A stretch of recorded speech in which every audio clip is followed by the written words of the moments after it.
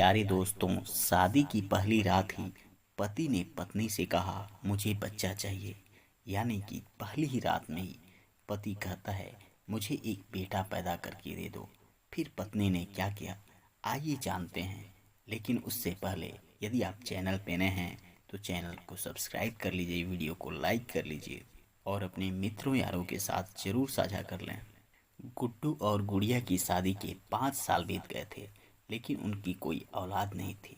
एक दिन जब दोपहर में गुड्डू, गुड्डू की माँ और गुड़िया एक साथ बैठकर खाना खा रहे थे, तो गुड्डू की माँ बोली कि देखो बेटी, मैंने तुम्हें अपने बहू के जैसे नहीं, बेटी के जैसे माना है।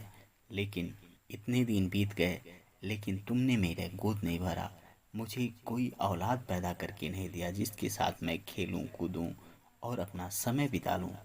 गुड़िया ने कहा, माँ जी हमें थोड़ा और टाइम दीजिए, हम लोग कोशिश कर रहे हैं, बड़े से बड़े अस्पताल में भी जा रहे हैं, लेकिन क्या करें, ये सब हम लोगों के हाथ में नहीं है। फिर गुड़िया खाना निकालने के लिए किचन में चली गई, तो इतने में गुड्डू की माँ गुड्डू से बोली, देखो उसके हाथ में तो नहीं है बच्चे पैदा करना, लेकिन तुम्हारे हाथ में तो है। गुड्डू अवाक रह गया, वह सोचने लगा कि माँ क्या कह रही है। फिर गुड्डू ने पूछा, माँ तुम कहना क्या चाहती हो?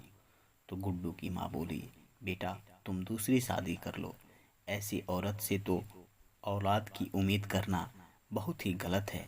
क्योंकि उम्मीद किए किए हम लोग के 5 साल बीत गए, लेकिन अभी तक इसने एक भी औलाद पैदा नहीं किया। हमें नहीं लगता है कि इसकी कोख से औलाद पैदा भी होंगे और हमारे घर में किलकारियाँ बजेंगी। इसलिए बेटा तुम दूसरी शादी कर लो। इतने में गुड़िया उधर से खाना लेकर आ गई, उसके आंसुओं से आंख भीगे हुए थे। गुड्डू ने गुड़िया की ओर देखा और कहा, अरे तुम्हारे आंख क्यों भीग गए हैं, तुम क्यों रो रही हो? फिर गुड़िया ने कुछ नहीं बोला, उसने खाना रख दिया और चुपचाप अपने रूम में जाकर लेट गई। जब गुड्डू खाना वाना खाकर फिर अपने रूम में गया, गुड़िया से पूछने लगा, तो गुड़िया बोली कि मैंने आपकी और माँ जी की दोनों बातें सुन ली हैं। आप दूसरी शादी करने के लिए तैयार भी हो रहे हैं, आपको थोड़ा सा इंतज़ार और नहीं किया जा रहा? इसमें गुड्डू बोला, अरे इसमें घबराने की कौन सी बात है, हम लोगों के पास जायदाद और कारोबार बहुत ही अच्छे खासे हैं, बहुत ही अच्छा खासा रुपया पैसा है, कभी किसी चीज़ की कोई कीमत ही नहीं होगी और हमें कोई परेशानी नहीं आएगा। और भला मैं अपनी माँ की बात आज तक नहीं टाला हूँ, तो उसकी ये बात मैं कैसे टाल सकता हूँ? मैं तुम्हें उतना ही मान सम्मान दूंगा जितना तुम्हें आज देता हूँ। ऐसा कहकर वह फिर अपने काम के सिलसिले में बाहर निकल गया। इधर गुड्डू की माँ अपनी सहेली की बेटी से गुड्डू की शादी करने के लिए बातचीत करने के लिए चली गई।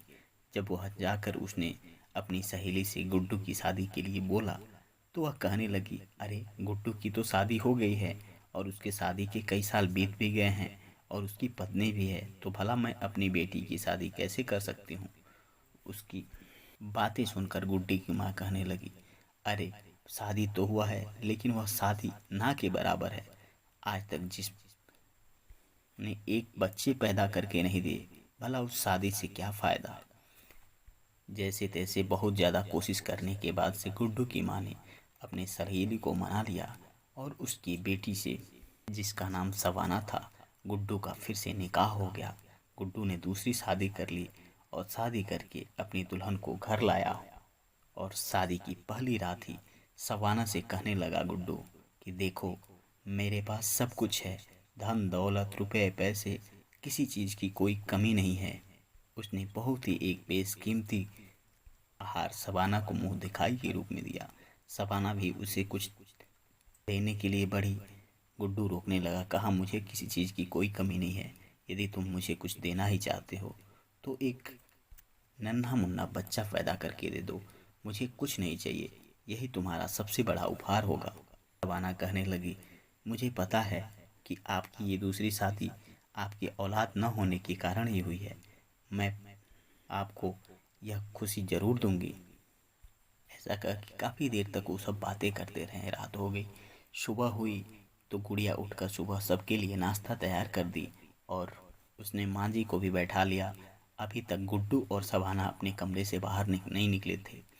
गुड़िया और गुड्डू की माँ काफ़ी देर से इंतज़ार कर रहे थे कि आते तो नाश्ता कर लिया जाता। फिर गुड्डू अपने कमरे से बाहर निकला और कहने लगा, माँ, मैं सबाना के लिए जा रहा हूँ हलवा लेकर आने, यदि तुम्हें भी खाना हो तो बताओ। गुड्डू की माँ कही, ठीक है, उसमें थोड़ा मेरे लिए भी लेते हैं ना। फिर वह गुड़िया के पास जाके पूछने लगा, क्या तुम भी हलवा खाओगी? वह मना कर दी और चुपचाप अपने कमरे में चली गई। फिर सायंकाल का समय हुआ। गुड़िया सारा खाना तैयार करके रख दी थी और वह सबके खाने का इंतजार कर रही थी। इधर सबाना गुड़िया को खड़े देख कहने लगी, अरे तुम क्या नौकरों के जैसे यहाँ पे खड़ी हो? तुम्हें शर्म नहीं आती कि तुम भी बैठ जाओ और खाना खा लो? गुड़िया कहने लगी, नहीं, जब सब लोग खाना खा लेते हैं तभी मैं खाना खाती हूँ, और मैं अभी खाना नहीं खा सकती जब तक इन लोगों को खिला ना दूँ। सबाना कही, चलो, ढोंग बनाने से कुछ नहीं होता है, बैठो खाना खा लो। सबाना चैन से बैठकर उन लोगों के साथ खाना खा ली। और अब तो गुड्डू की माँ का भी पूरा ध्यान सबाना पर ही रहता था। वे गुड़िया को जैसे लग रहा था कि पराई औरत समझ लिए थे, उसे भूलने लगे थे। ऐसे करके धीरे धीरे 1 साल बीत गए, लेकिन सबाना ने भी कोई खुशखबरी नहीं दी।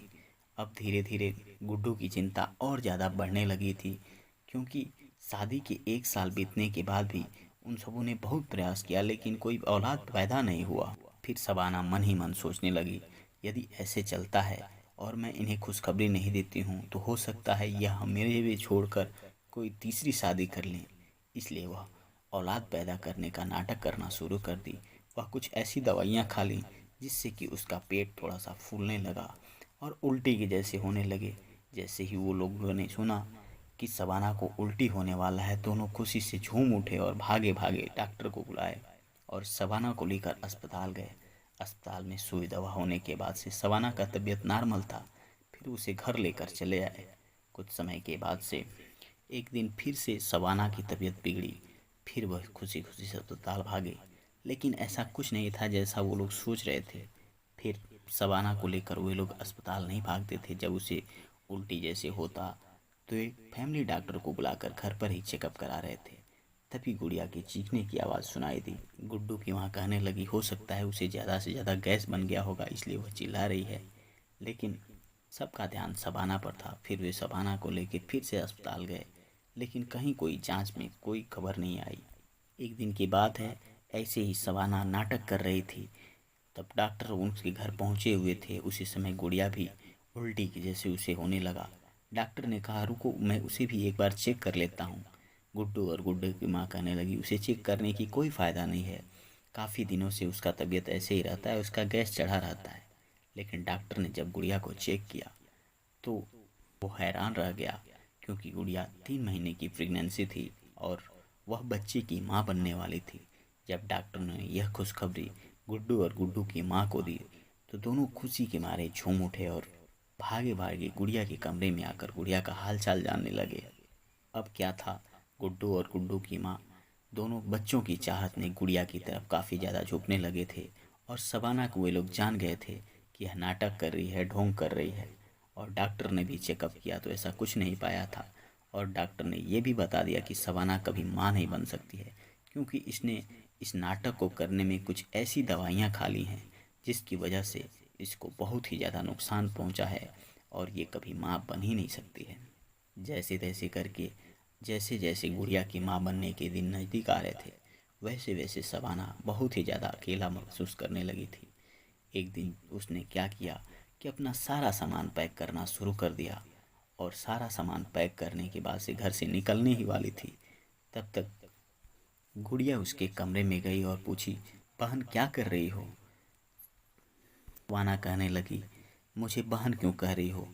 मैं तो तुम्हारे पर इतना ज़्यादा अत्याचार की हूँ जिसकी कोई सीमा नहीं है, फिर भी तुम मुझे बहन कह रही हो।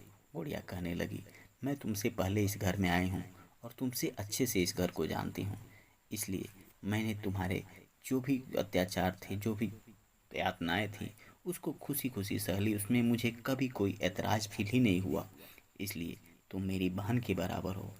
वह सबाना से ये सब बातें कह ही रही थी कि सबाना की आंखें भर आई। वह गुड़िया को गले से लगा ली और रोने लगी, कहने लगी कि मेरा इस घर में अब रहने का कोई मतलब नहीं है। इस घर में मेरी शादी इसलिए हुई थी कि मैं इनको औलाद पैदा करके दे दूं, और मैं तो औलाद पैदा ही नहीं कर सकती, तो भला इन लोगों के लिए मैं यहाँ पर बोझ बन के क्यों रहूँ।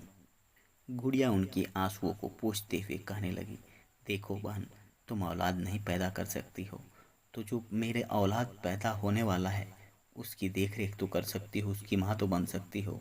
हम दोनों बहन मिलजुल कर उस बच्चे को पालेंगे और वह तुम्हारा भी बेटा उतना ही होगा जितना मेरा बेटा होगा। इस तरह से सवाना गुड़िया के गले लगकर जोर जोर से रोने लगी। यह सब सुनकर गुड्डू और गुड्डू की माँ भी भागे भागे उधर से आए और उन लोगों को लग रहा था कि ये दोनों आपस में लड़ाई झगड़ा कर ली हैं, लेकिन जब उन लोगों ने भी देखा तो उनको भी आंखें नम हो गईं। कुछ समय बीता और गुड़िया ने एक बहुत ही खूबसूरत नन्हे मुन्ने बालक को जन्म दिया। वह इतना ज़्यादा खूबसूरत था, जो भी उसे देखता बस देखते रह जाता, देखते रह जाता। एक बार जो अपने गोद में ले लेता, फिर उसे घुमाता रहता, खिलाता रहता। इतना सुंदर बालक था। अब उस बालक की देखरेख गुड़िया और सभाना के साथ साथ गुड्डू और गुड्डू की माँ भी करने लगे। इस प्रकार से मित्रों, ये कहानी यहीं समाप्त हो जाती है और हमें एक सीख जरूर मिलती है कि हम लोगों को जल्दीबाजी में कोई फैसले नहीं लेने चाहिए। कई बार जल्दबाजी में लिए गए फैसले सही नहीं होते हैं और उसके बहुत ही ज़्यादा बुरे परिणाम हमें भोगने पड़ते हैं। मित्रों, आपको आज की ये कहानी कैसी लगी हमें कमेंट बॉक्स में ज़रूर बताएं और यदि आप चैनल पे नए हैं तो चैनल को सब्सक्राइब कर लीजिए। अपने मित्रों यारों के साथ इस वीडियो को ज़रूर शेयर कर दीजिए। आप सभी को बहुत बहुत धन्यवाद।